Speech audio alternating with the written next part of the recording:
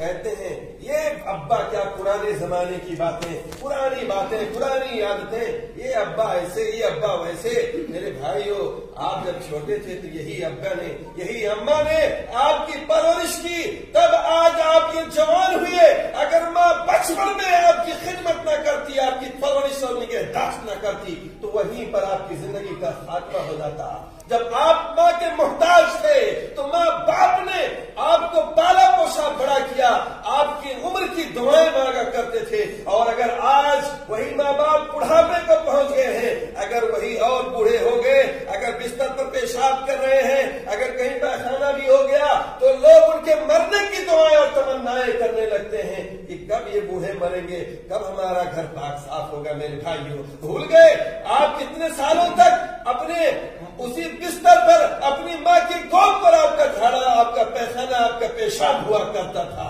آپ اسی کپڑے میں کرتے تھے، ماں آپ کا کپڑا دھلتی تھی، آپ کے بستر کو دھلتی تھی اور آپ کو دوسرا کپڑا پہناتی تھی۔ آج اگر والدین اس عمر کو پہنچ جائے تو اگر اولاد اگر ان کی خدمت میں ان کو کراہیت ہو، ان کو تکلیف ہو، تو وہ 100 نہیں 1000 بار سوچے۔ اللہ کا فیصلہ ہے وَقَضَىٰ رَبُّكَ أَلَّا تَعْبُدُوا إِلَّا إِيَّاهُ، تمہارے رب نے یہ فیصلہ کر دیا ہے کہ تم سوائے اللہ کی کسی کی عبادت نہ کرو۔ اور اس کے فوراً بعد اللہ نے کہا وَبِالْوَالِدَيْنِ إِحْسَانًا، والدین کے ساتھ حسن سلوک کرو، والدین کے ساتھ حسن سلوک کرو۔ اور نبی اکرم صلی اللہ علیہ وسلم نے ایک بار کہا لوگوں سے، صحابہ کرام سے کہا، کیا میں آپ کو سب سے بڑے گناہ کے بارے میں نہ بتلا دوں؟ صحابہ کرام نے کہا، اے اللہ کے رسول ضرور بتلائیے۔ کہا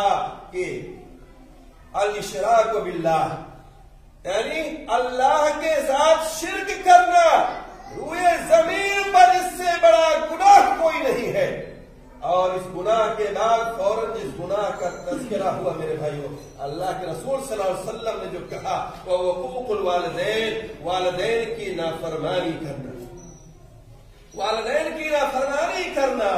آج کیا معاملہ ہے کہ جب وہ بچہ کمزور تھا،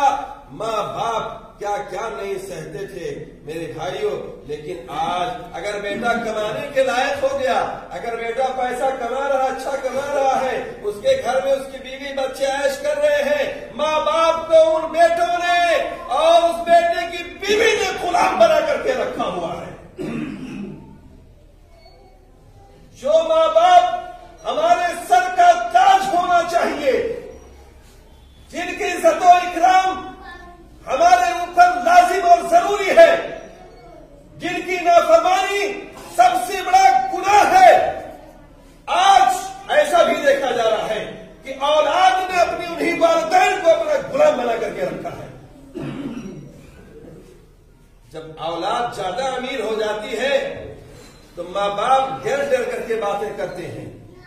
ان کی بیوی کی خدمت، ان کے بیٹوں کی خدمت، ان کی بیٹیوں کی خدمت۔ اگر کہیں کوئی معاملہ ہو جائے تو پھر وہ غصہ بھری نگاہیں، وہ تلخ بھرے جملے، وہ ناشائستہ الفاظ۔ اور اگر بیٹا کہیں باہر رہتا ہے، فون آتا ہے، میرے بھائیوں میں نے دیکھا اپنے قرب و جوار میں، اپنے رشتہ داروں میں بتا رہا ہوں کہ بیٹے کمانے والے ہو گئے، سعودی دبئی قطر کما رہے ہیں، لیکن ان کے ماں باپ ان سے ڈر ڈر کے باتیں کر رہے ہیں، انہیں بابو بابو کر رہے ہیں، ڈر ڈر کر کے وہ روب انہوں نے اپنے ماں باپ پر بنا کر کے رکھا ہے۔ ایسی اولاد کچھ بھی صدقہ کر لے، کچھ بھی اللہ کی عبادت کر لے اور خیر کے کاموں میں اپنی زندگی گزار لے، لیکن اگر ان کی ماں باپ ان سے ڈر ڈر کے باتیں کر رہے ہیں، ان کے بیوی بچوں سے ڈر ڈر کے باتیں کر رہے ہیں، گھر میں آزادی نہیں ہے، گھر میں اگر انہیں والدین کا مقام نہیں مل رہا ہے، تو میرے بھائیوں ان کی ساری عبادتیں کہیں رائگاں نہ ہو جائیں۔ اس لیے اپنی والدین کو تکلیف پہنچانے سے پہلے 1000 بار سوچو۔ آج ہم جو ہیں، ہمارا جو وجود ہے، ایک خالق حقیقی جو ہم کو پیدا کرنے والا ہے، لیکن دوسرا یہ خالق مزاجی، یہ ماں باپ جو ہمارے پیدا کرنے کا سبب ہوئے ہیں۔ لہذا پہلے اللہ کی عبادت بندگی، اس کے ساتھ کسی کو شریک نہیں، اور اس کے بعد دوسرا جو اللہ کا فیصلہ وہ یہ ہے کہ ان کے ساتھ حسن سلوک، احسان کرو، احسان، نرمی سے بات کرو، اف تک بھی نہ کہو، اف تک بھی نہ کہو، اور وَقُلْ لَهُمَا قَوْلًا كَرِيمًا، ان سے جب بھی بات کرو نرمی سے کرو۔ کیسے نرمی؟ ایک عالم نے لکھا ہے اس بارے میں کہ نرمی سے بات کرنا جس طریقے سے ایک غلام نوکر اپنے مالک سے بات کرتا ہے، جس طریقے سے ایک غلام نوکر اپنے مالک سے بات کرتا ہے، ڈر ڈر کے بات کرتا ہے، نرمی سے بات کرتا ہے۔ ایک غلام اپنے مالک سے کیسے بات کرتا ہے؟ لہذا ہمیں اپنے ماں باپ سے ایسے ہی بات کرنا چاہیے، ہماری آواز میں سختی اور شدت نہیں ہونی چاہیے، ہمارے جملے سخت نہیں ہونے چاہیے، ہمارے چہرے